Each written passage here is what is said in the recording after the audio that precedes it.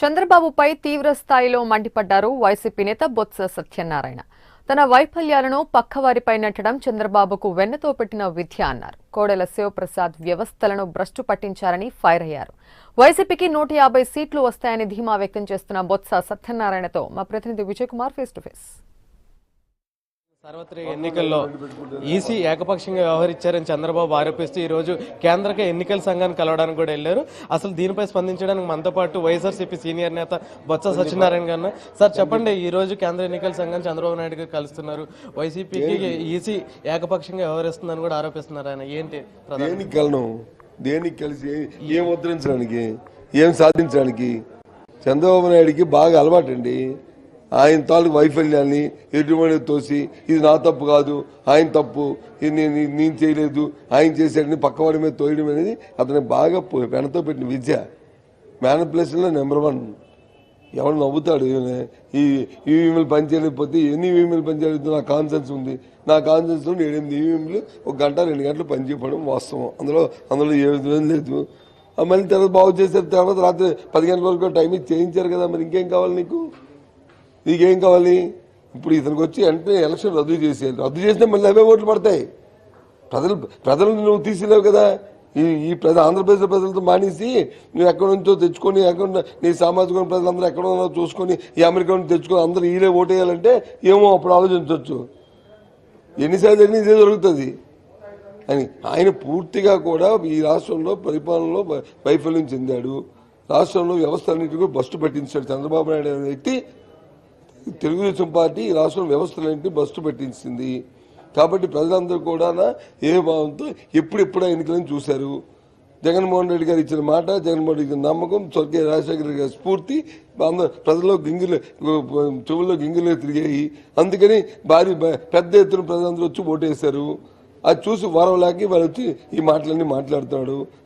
చంద్రబాబు నాయుడు సగం అయిపోయింది, ఇక లేదు. ఇంకా ఎందుకంటే ఈవీఎం ఈవీప్యాట్లు ఏవైతున్నాయో అవన్నీ స్ట్రాంగ్ రూమ్లు కూడా తరలించారు. అక్కడ వైసీపీ నేతలు ఫలితాన్ని తారుమారు చేసే ప్రయత్నాలు చేస్తారు. కొందరు టీడీపీ వాళ్ళు కూడా ఆరోపిస్తారు. చిన్నపిల్లల మాట్లాడతాడంటే అంటే ఇతను ఇంతకుముందు ఎన్నికలన్నీ కూడా చేసి గెలిచాడా? తారుమారు చేసి గెలిచాడా? ఏం మాట్లాడతాడు అతను?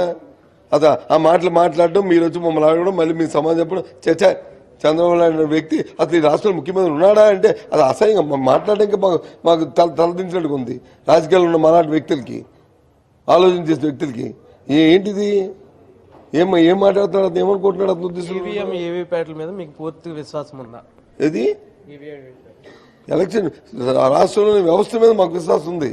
కాబట్టి వ్యవస్థలను కాపాడుకుంటే, వ్యవస్థలు ఏం చేస్తే దానికి తగ్గట్టు మొదటి న్యాయస్థానం ద్వారా పోరాటం చేస్తూ వస్తున్నాం.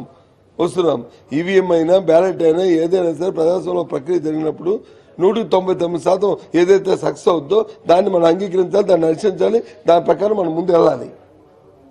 ఈ నాకు నచ్చలేదని చెప్పి నేను గంటకో మాట్లాడి ఇంకో ఎన్నికల్లో వచ్చి ఇంకో మాట మాట్లాడితే ఏమవుతుంది?